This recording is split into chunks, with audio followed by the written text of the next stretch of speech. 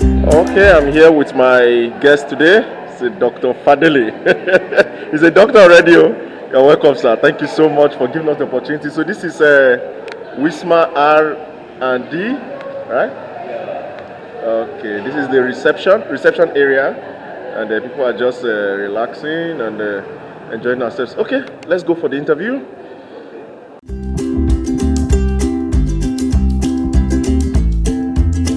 Hi viewers, you're welcome once again to my channel. How have you been? I hope you have been enjoying yourself, and I hope you are enjoying my videos also. Yeah, so I'm back again today with another video, an exclusive one for that matter. Yeah, I've been able to catch a big fish. Yeah, a friend of mine and senior respected research fellow here in Malaysia, University Malaya. So he just completed his PhD program in the area of Internet of Things. His name is Dr. Fadele Ayotunde Alaba. Dr. Fadele Ayotunde Alaba. So hope you enjoy this interview. There are a lot of lessons you can learn from it.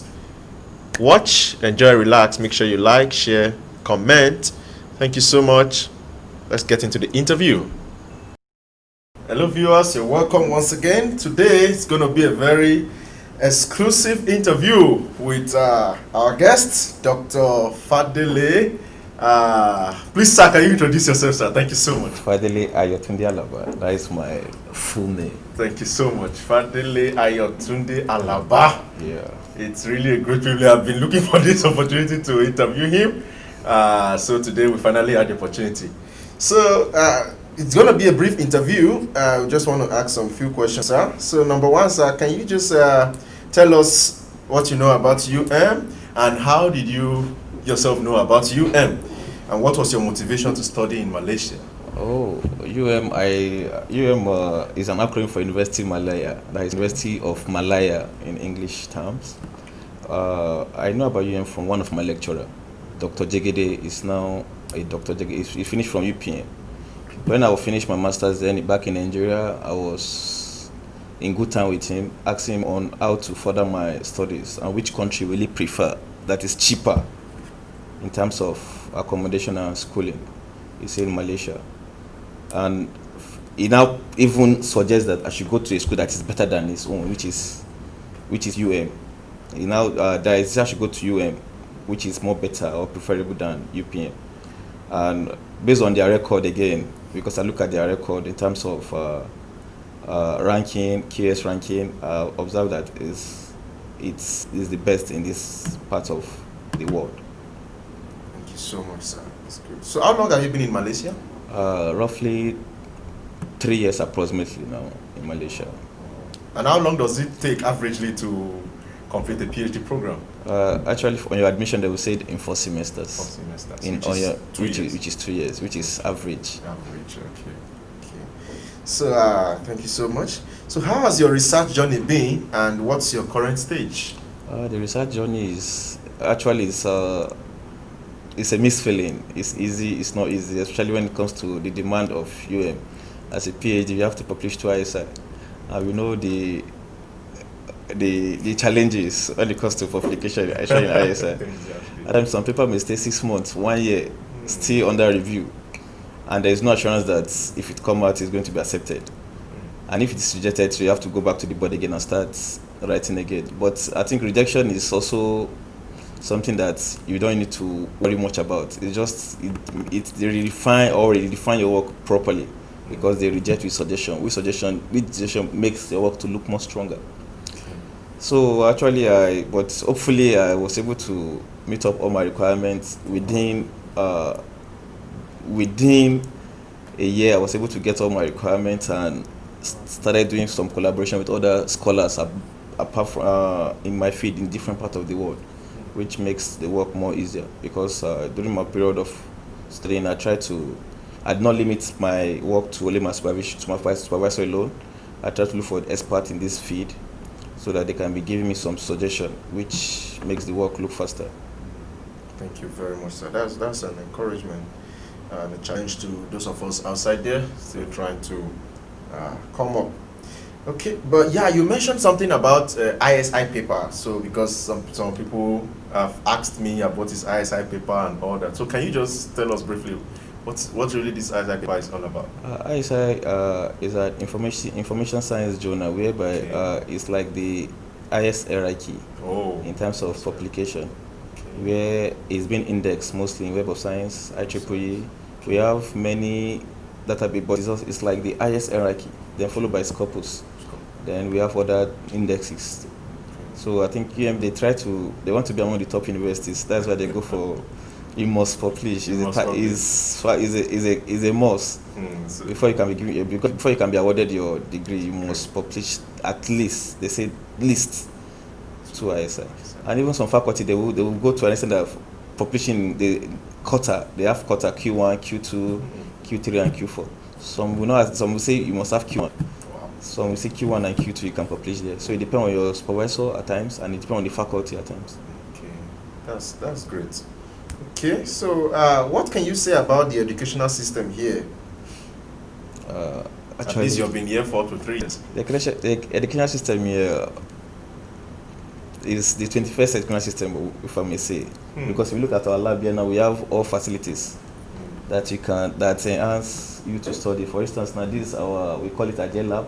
This electronic board where we share idea. As a researcher, before you go for any presentation, you have to share idea with your colleagues. Because this entire building, we call it WISMA R&D, Research and Development Environment. So as a researcher, you don't need to have you have to share your idea so that people can contribute to your work and see the challenges there, the weaknesses, and improve on your work. So naturally or basically, education system in Malaysia is very, very okay.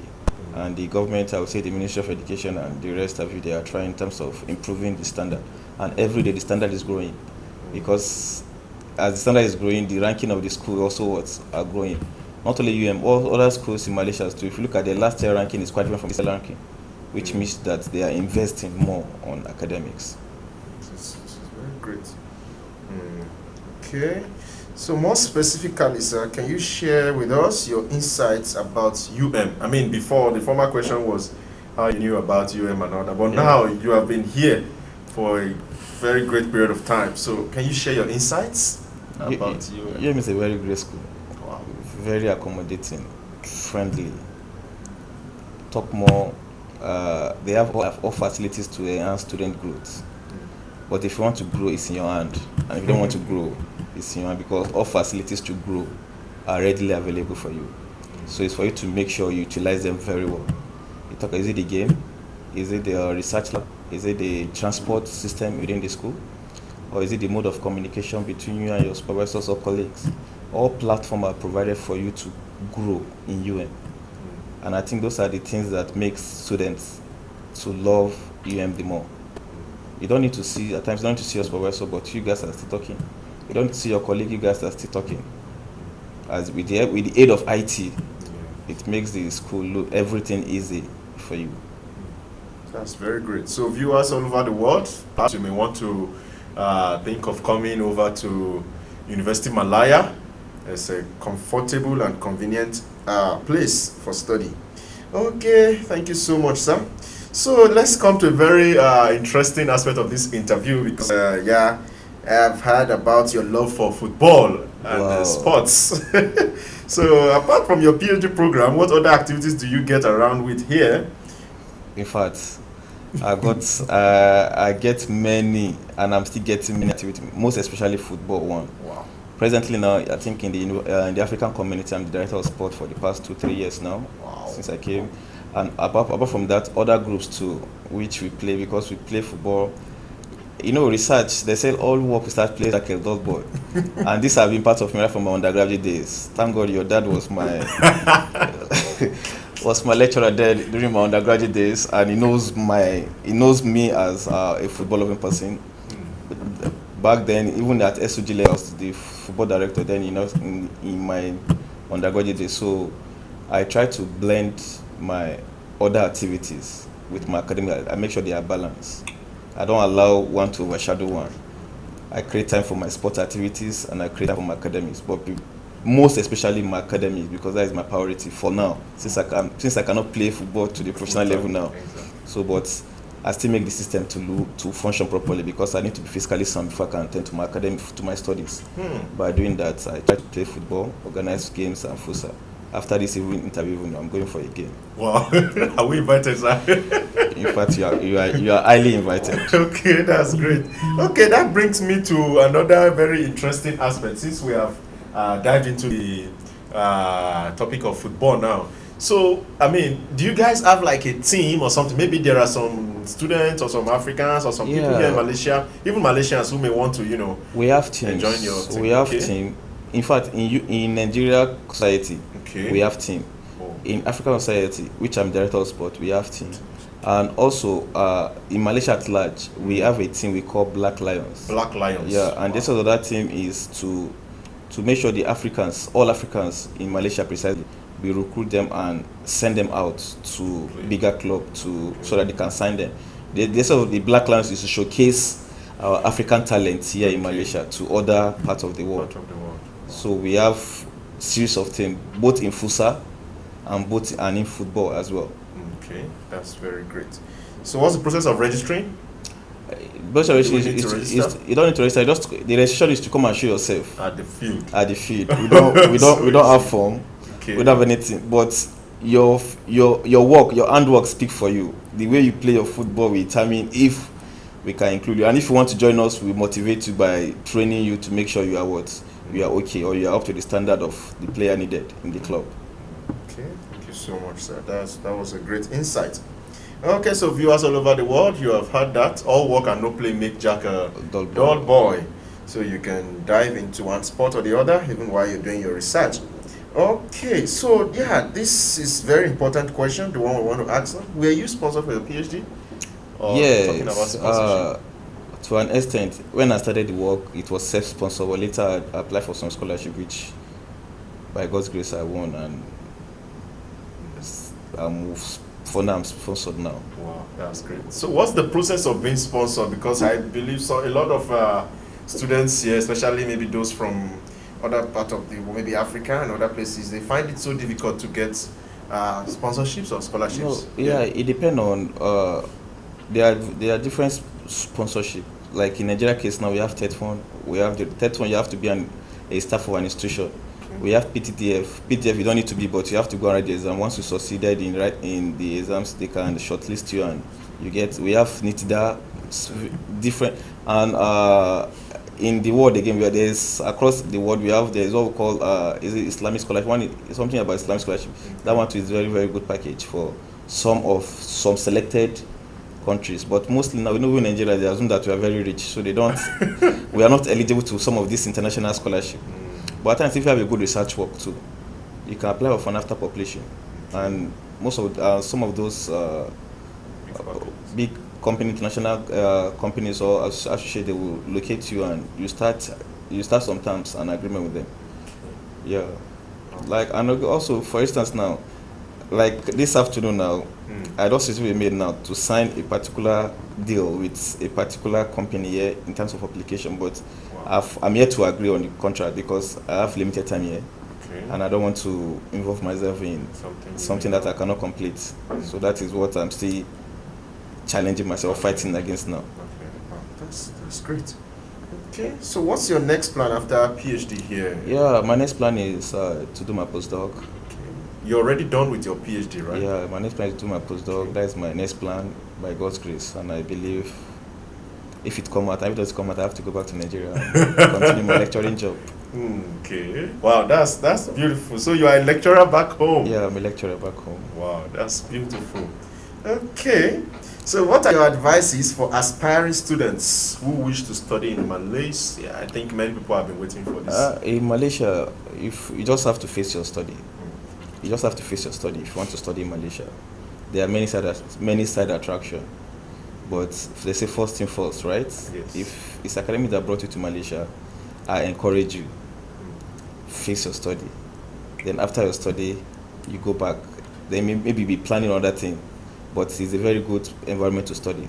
Everything made easier in terms of academics because you don't need to struggle or read hard. You don't need to struggle much in terms of reading big textbooks, everything already available for you. There's what we call it, I think, modules.